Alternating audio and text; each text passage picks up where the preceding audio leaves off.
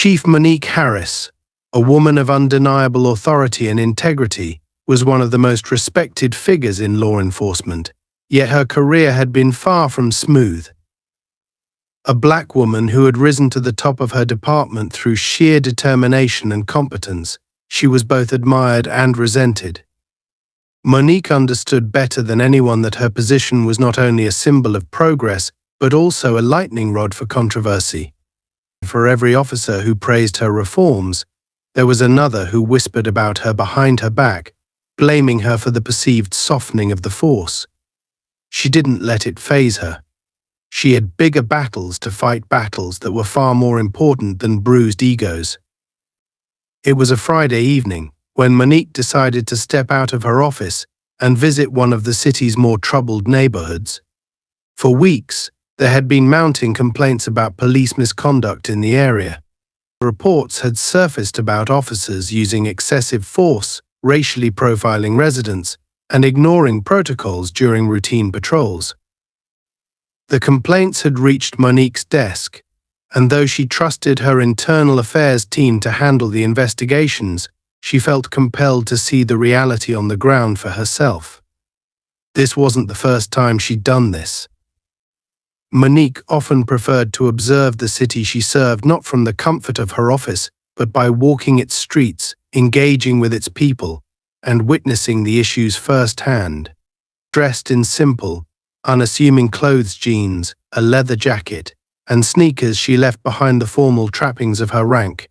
No badge pinned to her chest, no gun holstered visibly at her side. To the untrained eye, she was just another resident passing through. Monique liked it that way. It allowed her to blend in and experience the city as its citizens did without the filter of her title. That evening the air was crisp, the kind that carried the scent of autumn leaves and the faint, far-off aroma of street food from vendors setting up for the night. The neighborhood she was headed to, Benton Heights, had long been plagued by socioeconomic struggles. Its streets, once vibrant with thriving businesses, were now lined with boarded-up storefronts, graffiti-covered walls, and the occasional flicker of a broken streetlight. Monique parked her modest sedan a few blocks away from her destination, a community center known for providing after-school programs to local kids. It was one of the few places in the neighborhood that still buzzed with positive energy. As she walked toward it, her eyes scanned the streets, taking in the sights and sounds around her. A group of teenagers loitered on a corner, their laughter echoing through the air, though their wary glances at a passing police cruiser betrayed their unease.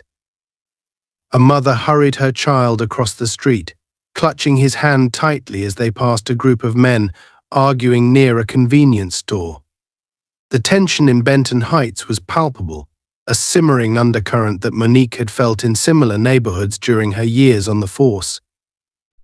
As she approached the community center, Monique noticed something that made her pause. Across the street, two uniformed officers were standing near a young man who looked no older than 19. The boy was dressed in a hoodie and jeans, his hands shoved deep into his pockets. One of the officers, a burly man with a shaved head and a square jaw, was speaking to him in a tone that carried across the street.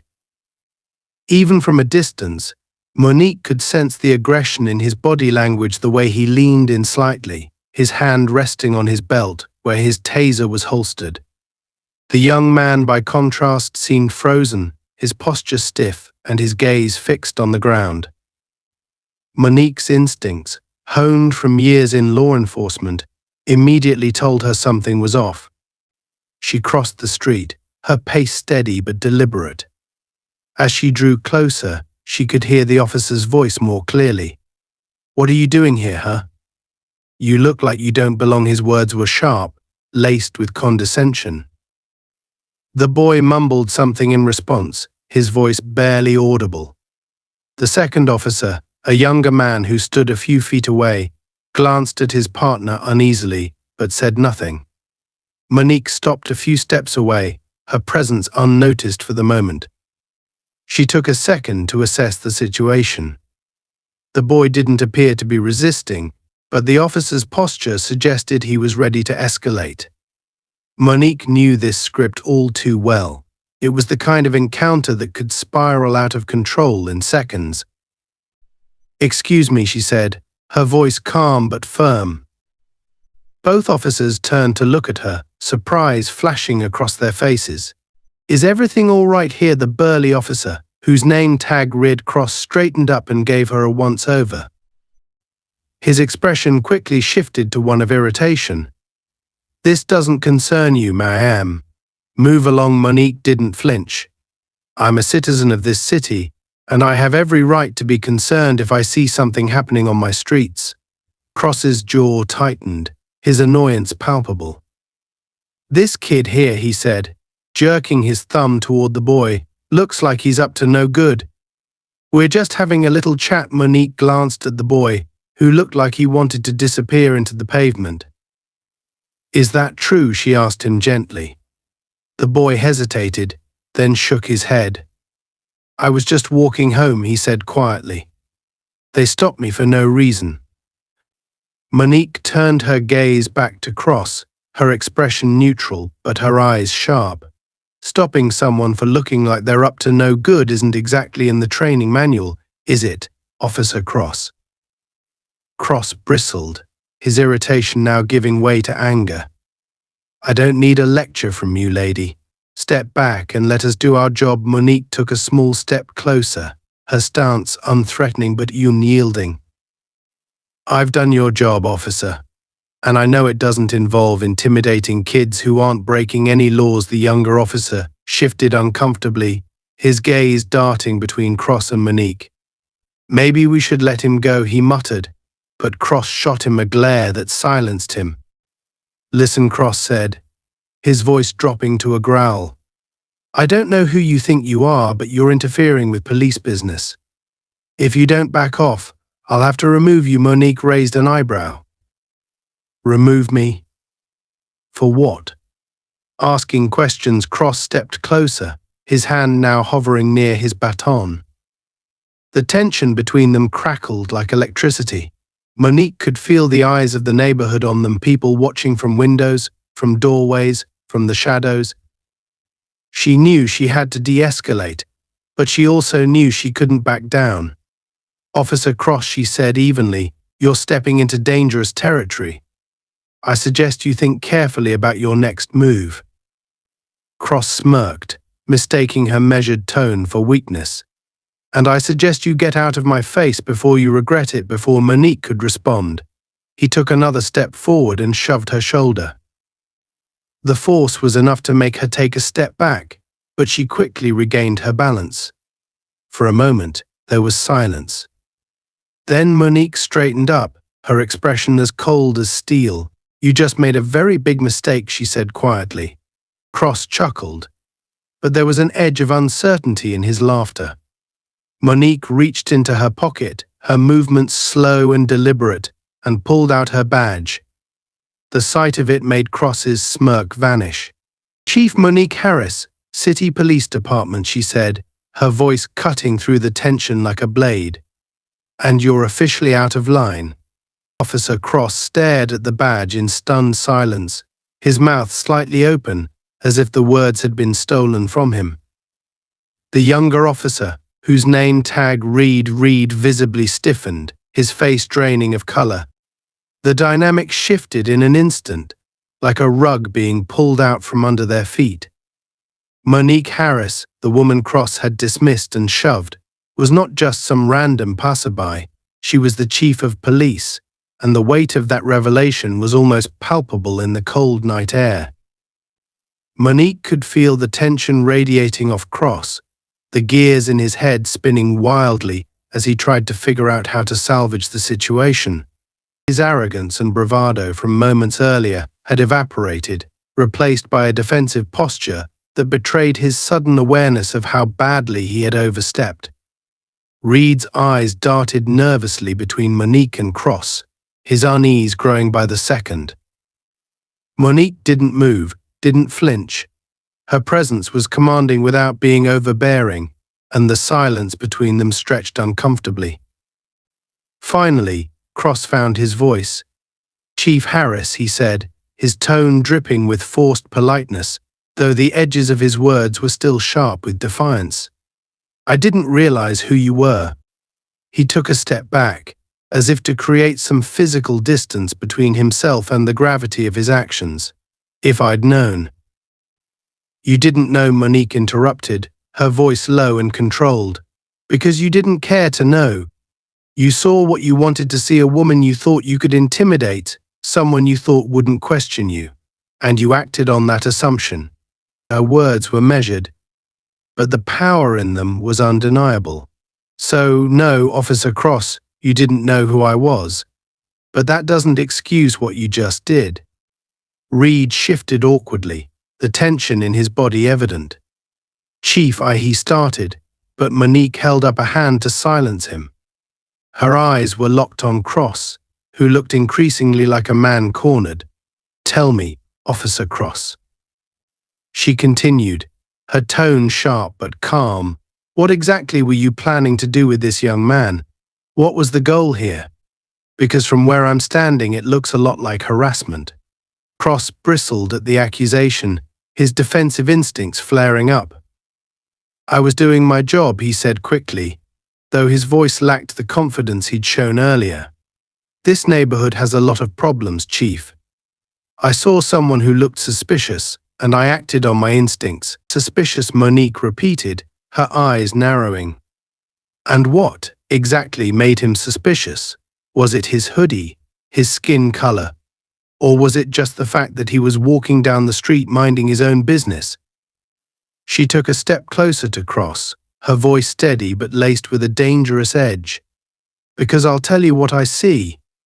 I see a kid who's scared out of his mind because two armed officers decided to stop him for no reason other than their so-called instincts. I see a misuse of authority that could have ended very differently if I hadn't been here." The young man, still standing a few feet away, looked up at Monique with wide eyes. It was clear he was processing what was happening, trying to reconcile the intimidating officers who had stopped him with the woman now standing up for him so fiercely. Monique turned her attention to him briefly, her expression softening. "What's your name?" she asked gently. "Darius," he replied quietly, his voice trembling slightly. "Darius," Monique said, "I need you to stay right here for a moment. You're not in any trouble."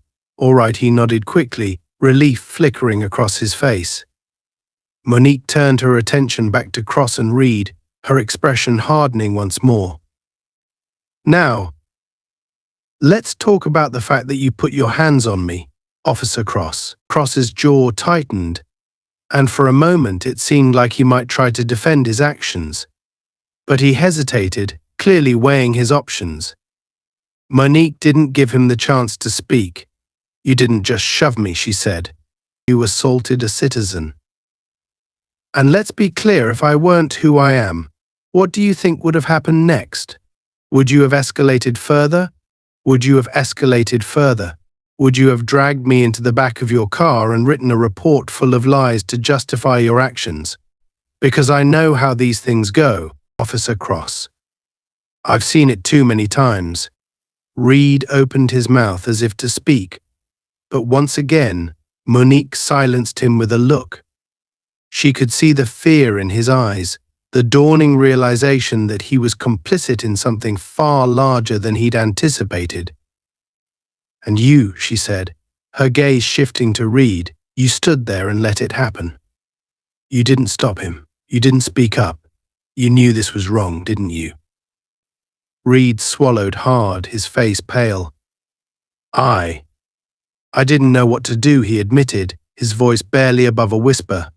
"He's my partner, and you thought loyalty to your partner was more important than doing the right thing." Monique finished for him. "Let me tell you something, Officer Reed. Loyalty doesn't mean standing by while someone abuses their power. It means having the courage to hold them accountable. It means protecting the people you swore to serve, even if it means standing up to your own." Reed looked down at the ground, shame washing over him. Cross, on the other hand, looked like he was struggling to contain his anger. "You're blowing this out of proportion," he said, his voice rising slightly. "I was doing my job, Chief. You can't expect us to just sit back and let this city go to hell." Monique's eyes flashed with anger. "Your job is to serve and protect, not to terrorize and dominate. And if you think what you just did was acceptable, then you have no business wearing that badge." She stepped even closer to him, her voice dropping to a dangerous whisper. "You're a disgrace to this department, and you don't even realize it." The tension between them was almost unbearable, the air thick with unspoken threats. Cross's hands balled into fists at his sides, and for a moment, Monique wondered if he might be foolish enough to try something. But he didn't move. He just stood there, his face a mask of barely concealed rage. Finally, Monique straightened up and stepped back, breaking the standoff.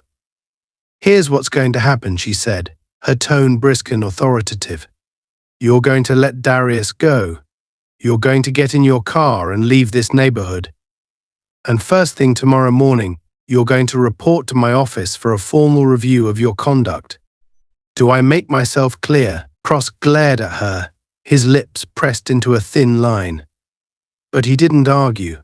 He gave a stiff nod, his shoulders rigid with tension. Reed, still looking shaken, muttered a quiet, "Yes, Chief."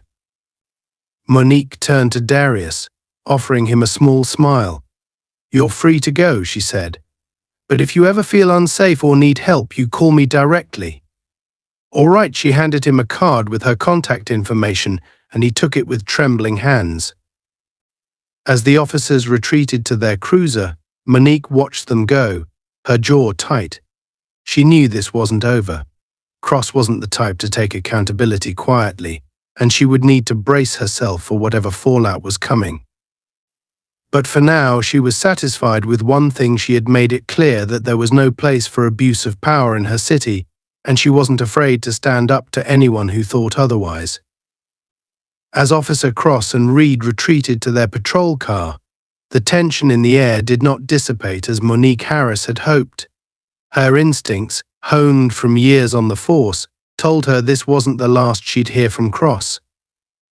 The way he moved, shoulders tense, fists still clenched, spoke volumes about his resentment. He wasn't a man who took public humiliation lightly, especially not from someone he already perceived as a threat to his authority. Monique stood still, her eyes following the patrol car as it rumbled down the street. She wasn't just watching them leave, she was calculating her next move.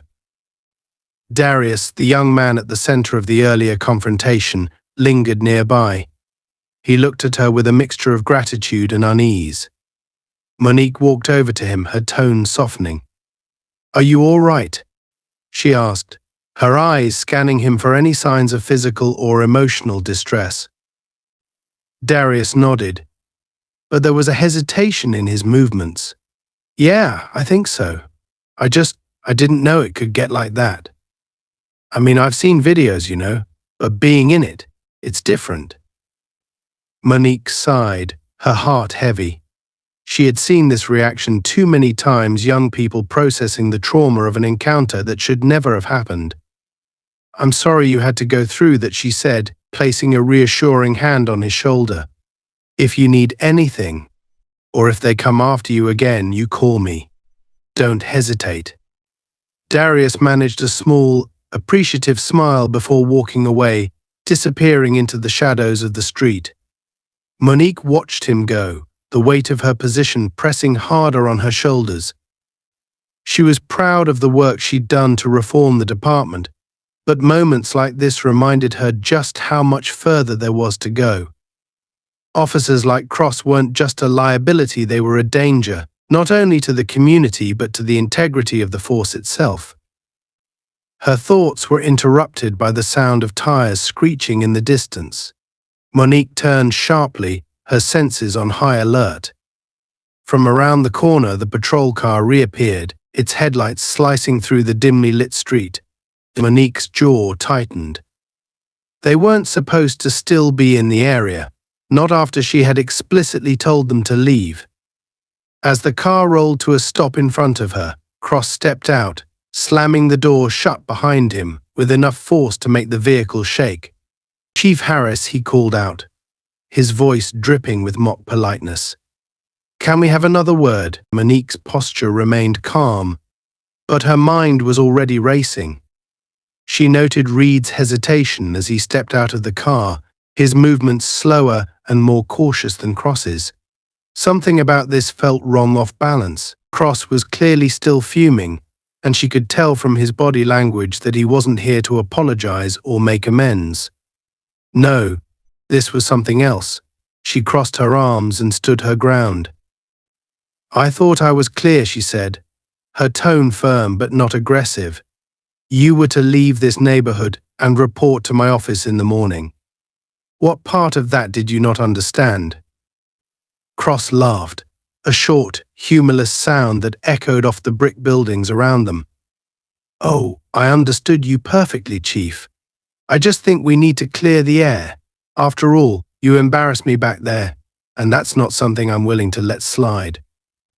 Monique raised an eyebrow, her eyes narrowing.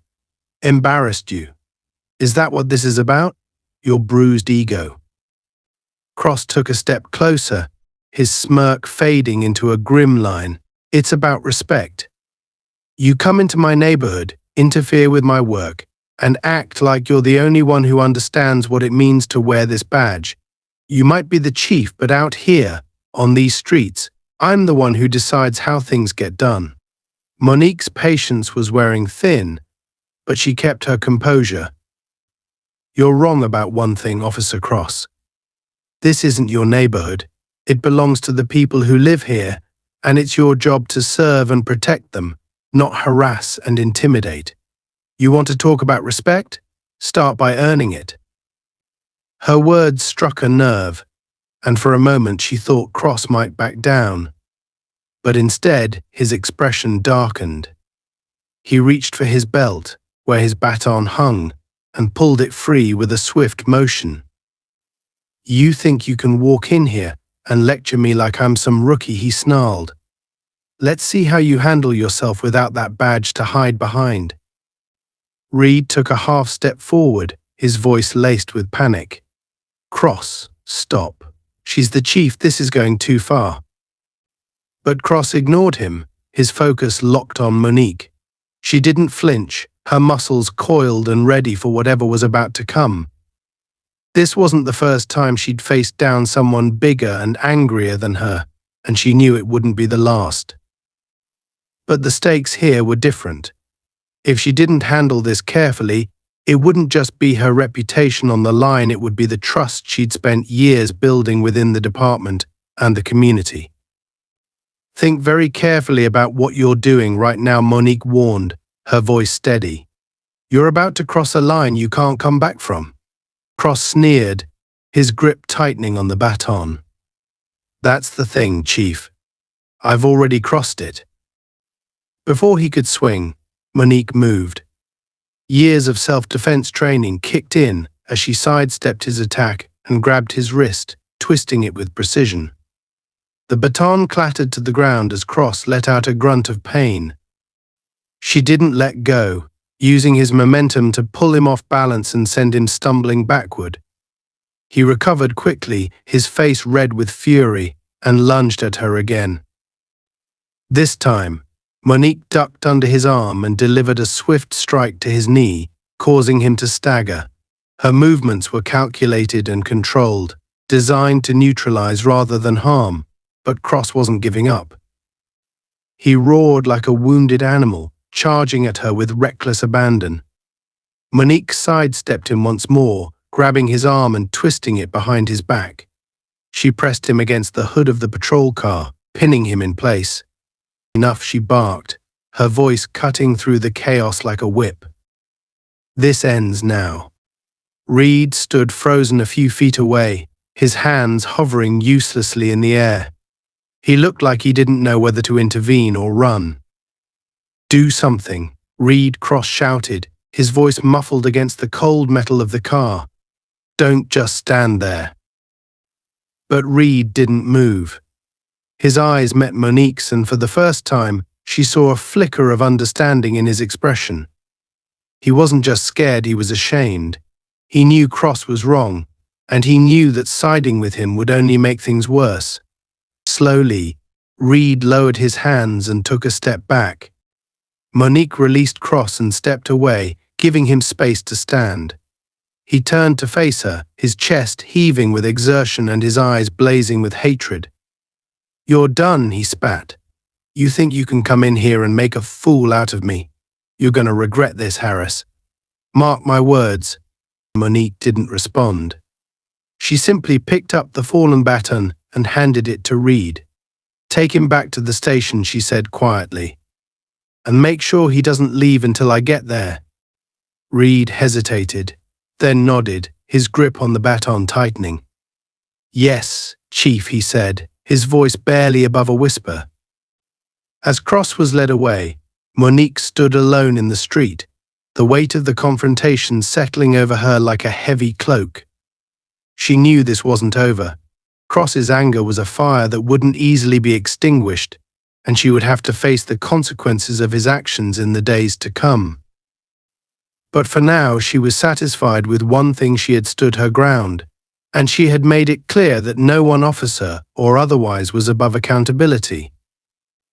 Monique Harris stood in the cold fluorescent light of her office, her reflection faintly visible in the darkened window. The events of the evening churned in her mind, each detail vivid and sharp. The confrontation with Officer Cross had escalated far beyond what she had expected, and though she had remained composed throughout, the gravity of what had transpired weighed heavily on her now. She hadn't just faced down a rogue officer, she had exposed a deep rot within her department, one she could no longer ignore. But tonight wasn't over yet. Cross's venomous parting words still echoed in her ears: "You're gonna regret this." She knew a man like him wouldn't go quietly. Her phone buzzed on the desk, breaking the heavy silence. Monique reached for it, her eyes narrowing as she saw the name on the screen: Captain Peters, one of her most trusted officers. She answered immediately. "Peters, what's the situation?" Chief Peters began, his voice low and tense. "You need to know something. Cross is at the station, and it's getting ugly. He's making a scene in the locker room, claiming you assaulted him. He's saying he's going to file charges." Monique's jaw tightened. She had expected Cross to lash out, but hearing it still lit a spark of anger in her chest. "And what are the others doing?" she asked, her voice calm but clipped. Peters hesitated. "Some of the officers are backing him up. Not because they believe him, but because, well, you know how it is. They don't like the changes you've been making. They see this as an opportunity to push back." Monique closed her eyes for a moment, forcing herself to stay centered. This wasn't just about Cross anymore. It was about the larger culture within her department, the resistance to accountability, the undercurrent of resentment that had been simmering since the day she'd taken office. "I'm coming down there," she said finally. "Keep an eye on him until I get there. And Peters, don't let this get out of hand." "Understood," Chief Peters replied. The call ended, and Monique grabbed her coat, steeling herself for what she knew would be a long night. When she arrived at the station, the atmosphere was thick with tension. Conversations hushed as she walked through the corridor, her presence commanding immediate attention. Officers glanced at her, some with respect, others with barely concealed hostility. She could feel the weight of their eyes on her, the unspoken judgments hanging in the air. It wasn't the first time she had walked into a room like this, and she knew it wouldn't be the last. The locker room was at the end of the hall, and as she approached, she could hear raised voices spilling out into the corridor.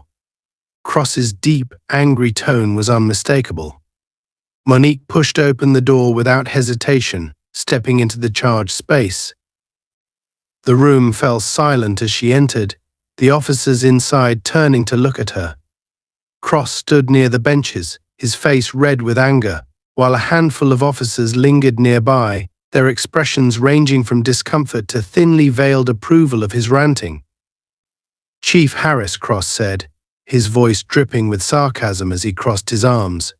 "Come to finish what you started." Monique met his gaze without flinching. "I came to address the situation you've created, Officer Cross, and to remind you and everyone else in this room of what it means to wear this badge." Cross scoffed, shaking his head. "Spare me the lecture. You attacked me out there, in front of witnesses. I have every right to defend myself legally and otherwise." "Legally," Monique repeated, her tone sharp. "You're talking about the law now. The same law you broke when you assaulted me and harassed an innocent civilian?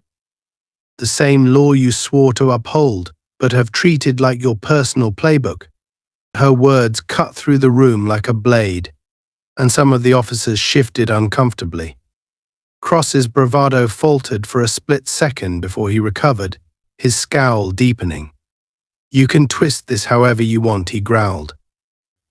"But everyone here knows the truth. You're out of control, Harris. You think you're untouchable just because you sit in that big office upstairs. But you're not. And I'm not the only one who thinks so." Monique took a step forward, her voice steady and deliberate. "You're right about one thing, Cross. I'm not untouchable. No one is. That's the point of the changes I've been making, the reforms you hate so much. Accountability applies to everyone, including me. But let me be clear, you don't get to use your badge as a weapon. Not against me. Not against the people we serve, and not against the truth." The room was deathly quiet, the tension so thick it felt like the air itself had solidified. Cross opened his mouth to respond, but before he could, Peters stepped forward. "Chief," he said, his voice firm but respectful, "I've reviewed the preliminary report on what happened tonight. And I've seen the security footage from the area." He paused, glancing at Cross. "It corroborates your account. Officer Cross initiated physical contact, not the other way around." Cross's face twisted with rage. "That footage doesn't tell the whole story," he snapped. "She provoked me." Monique cut him off. "Enough. You're done talking, Cross." He glared at her, his hands clenching into fists, but he didn't say another word. Monique turned to the other officers in the room, her gaze sweeping over them. "This isn't just about one officer," she said, her voice carrying the weight of her authority.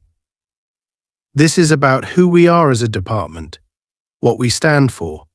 And if anyone here thinks they can operate outside the law, that they're above accountability, let me make it very clear you're wrong. And you will be held accountable, just like Cross will be." Her words hung in the air, and for a moment, no one moved. Then, one by one, the officers began to disperse, their expressions unreadable as they left the room. Peters lingered near the door, his eyes meeting Monique's with a flicker of understanding. When the last officer had gone, only Cross remained, his posture rigid with defiance. "You're making a mistake," he said, his voice low and venomous. "This department won't stand with you after this. You'll see." Monique didn't flinch. "The department doesn't have to stand with me, Cross. It has to stand for the people we serve. And if that's too much for you to handle, then you don't belong here." She turned and walked out of the locker room, her steps measured and deliberate. She knew the fight wasn't over. Cross wasn't the type to go quietly, and there were others in the department who would see this as an opportunity to undermine her leadership. But Monique had made her position clear, and she wasn't about to back down. As she walked through the station, she felt the weight of the night pressing down on her. The path she had chosen wasn't easy, but it was necessary. The culture she was trying to change wouldn't shift overnight, and the resistance she faced was a reminder of just how deeply entrenched the problems were. But Monique Harris wasn't one to shy away from a challenge. She had risen through the ranks not by avoiding conflict, but by confronting it head-on, and she would continue to do so, no matter the cost. For her, this was more than a job. It was a responsibility, a promise to the people she had sworn to protect, and she intended to keep it. Monique Harris sat at her desk in the early hours of the morning, the station unusually quiet except for the distant hum of late-night activity. The confrontation with Officer Cross had taken its toll on her, not just physically but mentally. She had stood her ground, held him accountable, and sent a clear message to the rest of the department. But she knew that the fallout from the night's events was far from over. Cross wasn't the kind of man to let something like this go. He would be scheming, working his angles, finding allies among those in the department who shared his disdain for her leadership. Monique leaned back in her chair, closing her eyes for a moment. She needed to think ahead, to anticipate his next move. Her phone buzzed on the desk, breaking her train of thought. She glanced at the screen and saw Peter's name again. A sense of unease settled over her as she answered. "Peters, what is it?" Chief Peters said, his voice tight with urgency. "You need to get down to the garage. Now." Monique's heart sank. "What's going on?" "It's Cross," Peters replied. "He's down there with a group of officers. I don't know what they're planning, but it doesn't look good. There's a lot of talk about taking this to the union, about filing grievances against you. But it's more than that. The way they're acting, it feels volatile." Monique stood, grabbing her jacket as she moved toward the door. "I'm on my way. Don't let this spiral out of control." She hung up and made her way to the station's underground garage, her mind racing. This was exactly what she had feared, a rallying of discontent, fueled by Cross's bruised ego and the resentment of those resistant to change. But what troubled her most was Peter's tone. Volatile. That single word lingered in her mind, carrying with it the potential for chaos. She knew Cross was capable of pushing things too far. The question was, how far? When she stepped out of the elevator into the dimly lit garage, the scene that greeted her confirmed her worst fears. Cross stood at the center of a small group of officers, his voice loud and commanding as he spoke. The others, 6 of them, all men, all seasoned officers, listened intently, their postures tense. Reed was there too, hanging back near the edge of the group, his expression conflicted. Monique scanned the room, quickly assessing the situation. Cross was worked up, his body language aggressive, his voice carrying an edge of barely contained rage. "This is what it's come to," Cross was saying, his voice echoing off the concrete walls. "We've got a chief who thinks she's better than the rest of us, who doesn't respect the work we do, who undermines us at every turn. Are we just going to stand here and let her ruin this department?" Monique stepped forward, her heels clicking against the concrete, cutting through the tension like a knife. "That's enough, Cross." The group turned to face her, their expressions ranging from surprise to defiance. Cross's eyes narrowed as he took a step toward her, his chest puffed out in a show of dominance. "Chief Harris," he said, his voice dripping with sarcasm. "Glad you could join us. We were just having a little conversation about the state of the department." Monique's gaze swept over the group, her eyes settling on each officer in turn. "This isn't a conversation," she said firmly. "This is insubordination, and it stops now." Cross smirked, spreading his arms in mock innocence. "Insubordination? Is that what you call it when officers voice their concerns? When we stand up for what's right? Because that's all we're doing here, Chief, standing up for ourselves.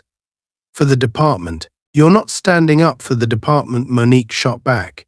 "You're tearing it down. You're undermining the very principles this badge represents. And you're doing it because you're afraid of change. Because you know the way things have always been isn't good enough anymore." The other officers shifted uneasily, their confidence wavering under Monique's gaze. Reed looked as though he wanted to disappear into the shadows, his eyes darting between Cross and Monique. But Cross wasn't backing down. If anything, her words only seemed to fuel his anger. Change, he scoffed. Is that what you call it? Handcuffing us with your reforms? Making it harder for us to do our jobs? You think you know what it's like out there, but you don't. You sit in your office, making your rules, pretending you understand what it's like on the streets. But you don't have a clue. Monique stepped closer, her voice low and sharp. I know exactly what it's like on the streets. I've spent years out there, walking the same beats you do, dealing with the same dangers, the same challenges. And I know what happens when officers forget why they're there. When they stop serving the people and start serving themselves. That's what I'm trying to change, Cross. And that's what you're so afraid of. Cross's face twisted with rage, his composure slipping. You don't know me, he spat. You don't know what I've been through, what I've sacrificed for this job. Don't you dare stand there and lecture me. Monique didn't flinch. You're right, Cross.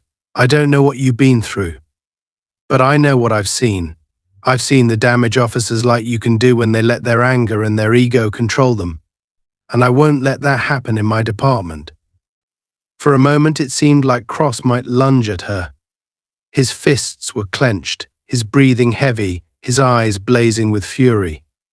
But before he could act, one of the other officers spoke up. Cross, maybe we should back off, the man said, his voice uncertain. This isn't the way to handle this. Cross turned on him, his anger now directed at his own ally. Back off, he snarled. Are you kidding me?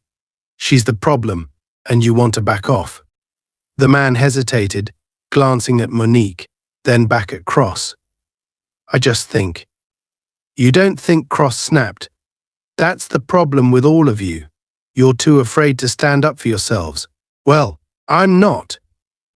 Monique took advantage of the momentary crack in Cross's control. This is your last chance, Cross, she said, her voice steady. Stand down. Now. Cross laughed bitterly, shaking his head. You think you've won, Harris? You think this is over? You've got no idea what's coming. He took a step toward her, but before he could do anything more, Reed finally spoke up. Enough, Cross, he shouted, his voice trembling but resolute. This isn't about standing up for the department. This is about you, your anger, your ego, and I'm done being a part of it. The garage fell silent as everyone turned to look at Reed. Cross stared at him, his expression a mixture of disbelief and betrayal. You're taking her side, he said, his voice low and dangerous. I'm taking the side of what's right, Reed replied, his voice growing steadier. And this isn't right. Monique felt a surge of gratitude toward Reed, but she kept her focus on Cross. It's over, she said firmly. You've lost. Cross's face contorted with rage, but he didn't move. He stood there, breathing heavily, his fists clenched at his sides. Finally, after what felt like an eternity, he turned and stormed out of the garage, his footsteps echoing loudly in the silence. The remaining officers exchanged uneasy glances, unsure of what to do next. Monique addressed them directly, her voice calm but commanding. If any of you have concerns about the direction of this department, my door is always open. But this. She gestured to the now empty space where Cross had stood. This is not how we handle things. We're better than this. Or at least we should be. One by one, the officers nodded and dispersed, leaving Monique and Reed alone in the garage. Reed looked at her, his expression a mixture of guilt and determination. I'm sorry, Chief, he said quietly. I should have spoken up sooner. Monique placed a hand on his shoulder, her voice softening. You spoke up when it mattered, Reed. That's what counts. As they left the garage together, Monique couldn't shake the feeling that this was only the beginning. Cross had lost the battle, but the war for the soul of her department was far from over, and she would need every ounce of strength and resolve to see it through. Monique Harris stood in her office, the early morning sunlight filtering through the blinds. The events of the night weighed heavily on her shoulders, but there was no time for rest. Her confrontation with Cross in the garage had been a decisive moment, yet she knew it wasn't the end. A man like Cross didn't walk away quietly, and Monique had no illusions about his next move. He was the kind of man who thrived on chaos, who viewed accountability not as a virtue but as a threat to his fragile sense of power. She stared at her reflection in the glass, steeling herself for what was to come. Her thoughts were interrupted by a sharp knock at the door. "Come in," she called, turning to see Captain Peters stepping inside. His expression was grim, and Monique immediately knew something was wrong. "Chief," he began, closing the door behind him. "We've got a problem. Cross isn't backing down. He's already filed a formal complaint with the union, claiming you assaulted him and acted outside your authority. And that's not all, he's rallying support from some of the older officers. They're talking about staging a walkout." Monique's jaw tightened, though she wasn't surprised. Cross's defiance was predictable, but the idea of him leveraging others against her added a dangerous new dimension. She had spent years trying to reshape the department, to root out the toxic culture that men like Cross represented. But change was never easy, and resistance was always fiercest from those who felt most threatened by progress. "Let them talk," Monique said, her voice calm but firm.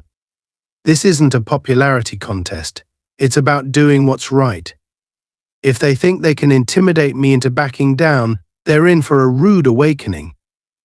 Peters nodded, but his concern was evident. "I hear you, Chief. But it's not just talk. Cross has called for a meeting in the precinct's main briefing room.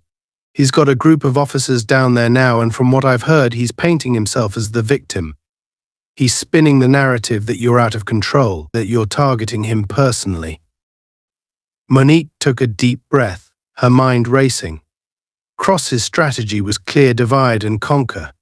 He wasn't just trying to save himself, he was trying to undermine her authority entirely. If he succeeded, it wouldn't just damage her reputation, it would erode everything she had worked to build within the department. "All right," she said, her tone resolute. "It's time to confront this head-on.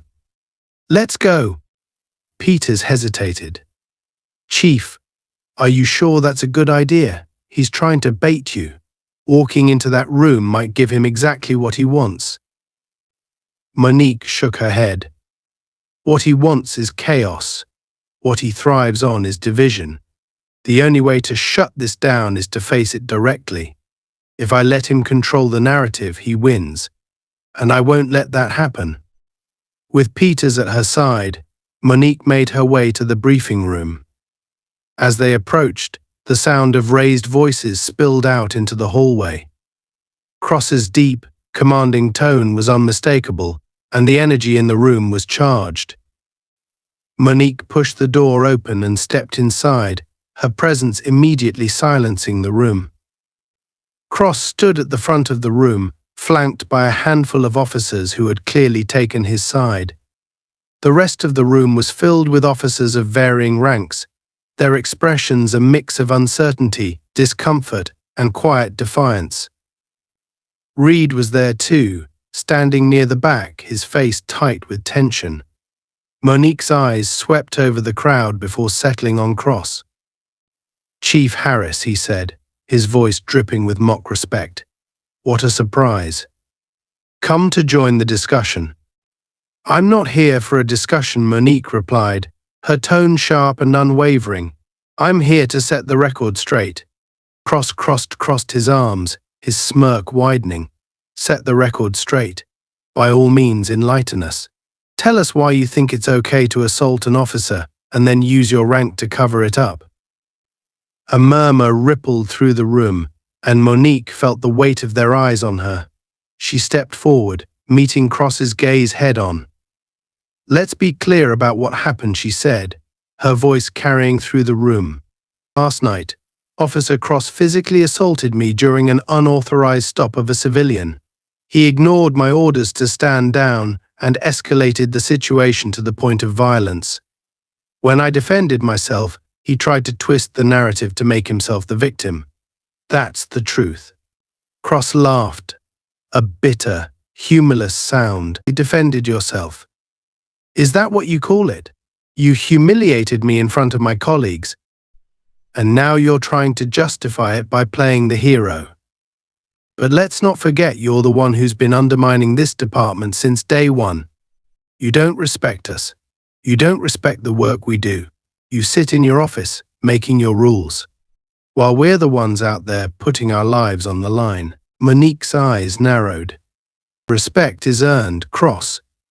And what you've shown isn't worthy of respect. It's a blatant disregard for the values this department stands for. You think this is about you, about your pride, but it's not. This is about accountability, about making sure that the badge we wear means something. She turned to address the rest of the room, her voice steady and commanding. I know that change is hard. I know that some of you don't agree with the reforms I've put in place, but ask yourselves this. What kind of department do you want to be a part of? One where we hold ourselves to the highest standards, or one where we turn a blind eye to abuse and corruption because it's easier? The room was silent, the weight of her words sinking in. Cross, however, was undeterred. You think you're some kind of savior, don't you? He said, his voice rising. But you're just a politician in a uniform. You don't understand what it's like out there. Monique stepped closer to him, her voice dropping to a dangerous calm. You're right, Cross. I'm not out there anymore. But I was. I've walked those streets. I've faced the same dangers you have. And I know what happens when officers forget why they're out there in the first place. When they let their anger, their fear, their ego take over. That's what you've done, Cross. And it ends here. Cross opened his mouth to respond, but before he could, Reed stepped forward. She's right, he said, his voice trembling but firm. I was there last night. I saw what happened. Cross was out of control. And it's not the first time. A ripple of surprise went through the room as all eyes turned to Reed. Cross stared at him, his expression a mix of shock and betrayal. Reed, what the hell are you doing? I'm telling the truth, Reed said, his voice growing steadier. I've stayed quiet for too long, but I can't do it anymore. What you did was wrong, Cross. And we all know it. The silence that followed was deafening. Monique looked around the room, meeting the eyes of each officer. Some looked away, unable to hold her gaze. Others nodded subtly, their support unspoken but clear. The tide was turning. Monique turned back to Cross, her voice cold and final. You're done, Cross. Effective immediately, you're suspended pending a full investigation. And I guarantee you the truth will come out, one way or another. Cross's face twisted with fury. But he didn't argue. He knew he had lost. Without another word, he turned and stormed out of the room, slamming the door behind him. The tension in the room began to ease, and Monique addressed the officers once more. This is a turning point, she said, for all of us. The choices we make today will define the future of this department. I need you to decide what kind of officers you want to be, what kind of department you want to be a part of, and if you can't commit to the standards we're setting, then this isn't the place for you. She looked around the room one last time before turning and walking out, her steps firm and purposeful. She knew the battle wasn't over, but for now she had taken a decisive stand. And she wouldn't stop until the department she led truly stood for justice, integrity, and accountability. Monique Harris sat at her desk in the quiet stillness of the early evening, the hum of the city outside muffled by the thick glass windows of her office. The events of the past 2 days had left the department reeling, but for the first time in a long time, Monique felt a flicker of cautious optimism. The confrontation with Officer Cross had been a flashpoint, exposing the deep fractures within the force, but it had also provided an opportunity, one she intended to seize. Word of Cross's suspension had spread quickly, igniting a firestorm of reactions within the department. Some officers had openly expressed their discontent, grumbling about the so-called overreach of her leadership. Others, however, had quietly reached out to express their support, emboldened by her decisive actions. And then there were those who had remained silent, watching and waiting to see which way the winds would blow. Monique understood their hesitation. Change was never easy, and fear of retaliation from peers was a powerful deterrent. But she also knew that leadership wasn't about appeasing everyone, it was about doing what was right, even when it was unpopular. A knock at the door pulled her from her thoughts. "Come in," she called, setting down the report she'd been reviewing.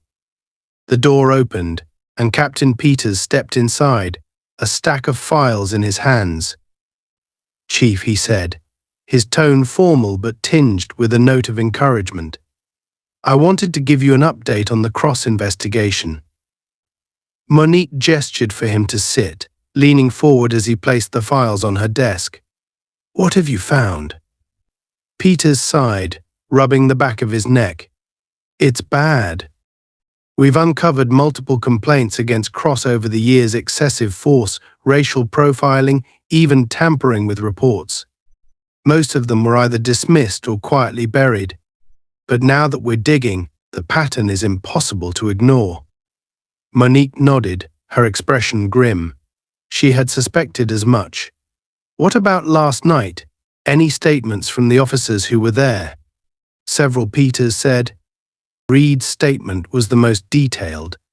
He confirmed everything you reported: Cross's aggression, the physical altercation, and his refusal to de-escalate. A few others backed him up, though they were more hesitant. "It's clear that Cross has his supporters, but he's also burned a lot of bridges over the years." Monique leaned back in her chair, absorbing the information. "And the civilian?" "Darius. He's willing to come forward," Peters replied. "He's nervous, but I think he understands how important his testimony is.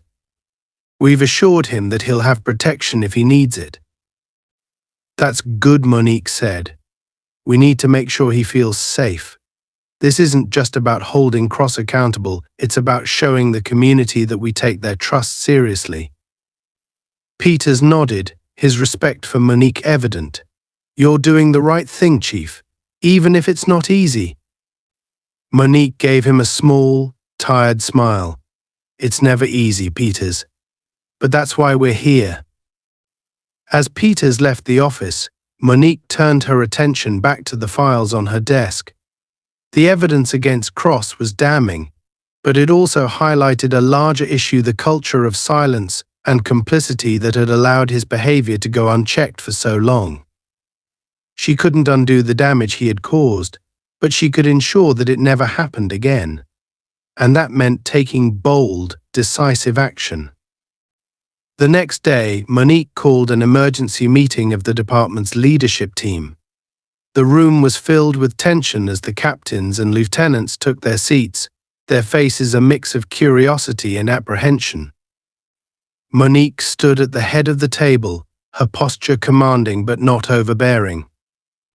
"Thank you all for coming on such short notice," she began, her voice steady. "As you're all aware, recent events have brought to light some serious issues within our department. The actions of Officer Cross are just the tip of the iceberg. What we're dealing with goes far deeper: a culture of complacency, of looking the other way when things go wrong. That ends now." She let the weight of her words settle over the room before continuing. "We can't rebuild trust with the community if we don't first rebuild trust within these walls. That starts with accountability, from the top down. Effective immediately, we'll be implementing new oversight measures to ensure transparency in all aspects of our work. This includes body camera reviews, mandatory de-escalation training, and a zero-tolerance policy for misconduct." The room buzzed with murmurs, some officers nodding in agreement while others shifted uncomfortably in their seats. One of the captains, a grizzled veteran named Logan, raised his hand. "Chief, I respect what you're trying to do, but these changes, they're going to meet resistance. You know how some of the rank and file feel about all this reform. They think it ties their hands." Monique met his gaze, her expression resolute. "I know change is hard, Logan, but we're not here to make people comfortable. We're here to do what's right. And if some officers can't adapt, then this isn't the place for them." Logan nodded slowly, his skepticism tempered by a grudging respect. "Fair enough, Chief. Just know you've got my support, for whatever it's worth." "Thank you," Monique said, her tone sincere. "I'll need it." Over the next few weeks, the department began to shift. The investigation into Cross continued to uncover more damning evidence, leading to his formal dismissal and the opening of criminal charges against him. The union's initial resistance softened as more officers came forward with stories of his misconduct, painting a picture of a man who had long been a liability to the force. Reed, bolstered by Monique's support, became a key witness in the case, his courage earning him newfound respect among his peers. But the real victory came in the quiet moments, the conversations Monique had with officers who had once doubted her, the small but significant changes in the way they approached their work. She saw it in the way they interacted with the community, in the renewed sense of purpose that began to take root. It wasn't a complete transformation. Change was slow, and there were still pockets of resistance, but it was a start. One evening, Monique found herself back in Benton Heights, walking the same streets where the confrontation with Cross had unfolded. The neighborhood felt different now, a little lighter, a little more hopeful. As she passed the community center, she saw Darius sitting on the steps, a notebook in his hands. He looked up and smiled when he saw her. "Chief Harris," he said, standing as she approached. "I didn't think I'd see you here again." "I like to check in," Monique said with a smile. "How are you holding up?" "Better," Darius admitted. "I mean, it's still scary, you know, but knowing you've got my back, it helps." Monique nodded, her heart swelling with pride. "You've got more courage than most people twice your age, Darius. Don't forget that." As they talked, the sun dipped below the horizon, casting the neighborhood in a warm, golden glow. For the first time in a long time, Monique felt a sense of peace. The road ahead was still long, and the fight for justice was far from over. But in that moment, she allowed herself to believe that progress was possible, that the seeds of change she had planted would continue to grow. When she finally walked away, her steps were lighter, her resolve stronger. She wasn't just leading a department, she was leading a movement. And she was ready for whatever came next.